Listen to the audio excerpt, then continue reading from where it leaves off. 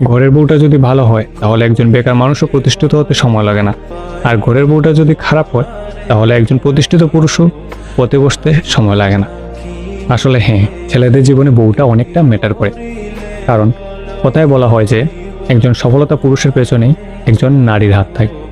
ঘরের বউটা যদি ভালো হয় তাহলে দেখবেন যে বেকার মানুষটা ধীরে ধীরে একদিন সফলতার দিকে এগিয়ে যাচ্ছে।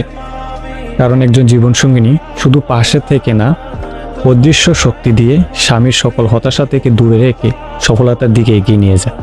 স্বামীকে ধৈর্য দেয়, সাহস যোগায়, তার খারাপ সময়ে পাশে থেকে মোকাবিলা করার সাহস যোগায়। ফলে ছেলেরা ভেতর থেকে একটা অন্যরকম শক্তি অনুভব করে, তার জুড়ে ছেলেরা সফলতার দিকে এগিয়ে যায়। অপরদিকে ঘরের বউটি যদি খারাপ প্রকৃতির হয় বা খারাপ মনোভাব প্রকৃতির হয় তাহলে প্রতিষ্ঠিত পুরুষও ভেতর থেকে ভেঙে পড়ে। প্রতিনিয়ত সন্দেহ, অবিশ্বাস, হতাশা ছেলেদের জীবনকে ভেতর থেকে দুর্বল করে ফেলে। ফলে পুরুষ লোক ধীরে ধীরে কর্মস্থল থেকে পিছিয়ে পড়ে এবং জীবনযুদ্ধে হেরে যায়। তাই ছেলেদের জীবনে বউটা আসলেই ম্যাটার করে।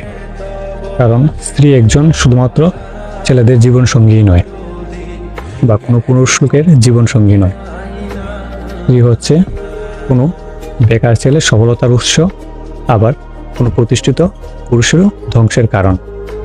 একটি সম্পর্কের সৌন্দর্য তখনই ফুটে ওঠে যখন একজন আরেকজনের শক্তি হয়। বিয়ে শুধুমাত্র সামাজিক দায়িত্ব পালন করা নয়, বিয়ে হচ্ছে জীবনে একটা গুরুত্বপূর্ণ সিদ্ধান্ত। একজনের হাতে আপনার নিজের ভবিষ্যৎ তুলে দেবেন যাকে আপনি বিশ্বাস করতে পারেন। এমন একজনকে বেছে নেবেন যার কাছে আপনার স্বপ্নটা তার কাছে তার স্বপ্ন বলে মনে করবে। ধন্যবাদ।